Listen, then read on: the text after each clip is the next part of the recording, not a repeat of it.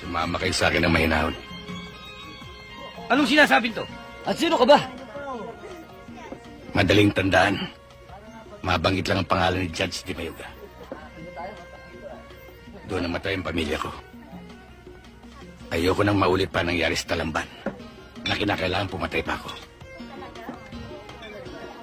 Kaya sumama kayo sa akin ng mahusay. Pero may bago kayo kasama dyan ah. Hindi namin kasama. Parak to. Gusto kami dalhin. Siya pala ang dumali sa pinsan mo sa Talamban. Ikaw pala ah. Hindi mo ba alam Huwag na... kang makialam dito. Sila lang ang pakay ko. Bakit di mo makikialam? Eh, pinsan ko yun! Putangin na!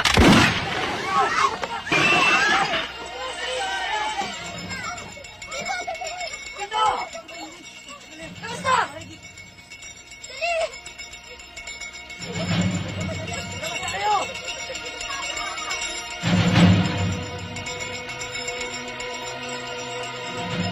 Huwag na natin palabasin ang buhay yan!